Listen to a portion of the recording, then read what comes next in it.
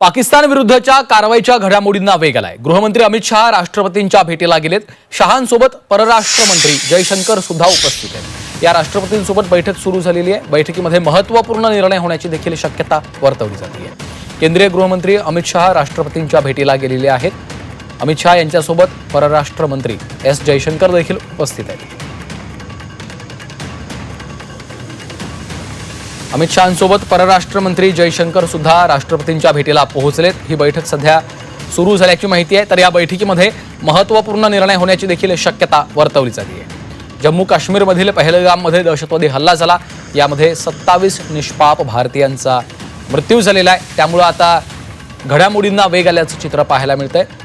कारवाईच्या पाकिस्तान विरुद्ध नेमकी काय कारवाई होणार या घडामोडींना आता वेग आल्याचं चित्र आहे। गृहमंत्री अमित शहा राष्ट्रपतींच्या भेटीला पोहोचलेत आणि अमित शहा यांच्यासोबत परराष्ट्र मंत्री एस जयशंकर देखील या बैठकीला उपस्थित असल्याचं या फोटोच्या माध्यमातून आपल्याला पाहायला मिळतंय। राष्ट्रपतींसोबत ही बैठक सुरू झालेली आहे। या बैठकीमध्ये काही महत्त्वपूर्ण निर्णय घेतले जाऊ शकतात अशी देखील माहिती समोर आलेली आहे।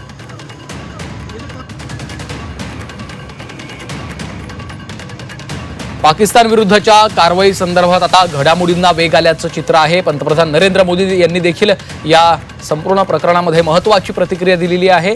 करारा जवाब मिलेगा अशा पद्धतीची प्रतिक्रिया पंतप्रधान नरेंद्र मोदी यांनी दिली आणि त्यानंतर आता पाकिस्तान विरुद्धच्या कारवाईला वेग आल्याचं चित्र पाहायला मिळतंय।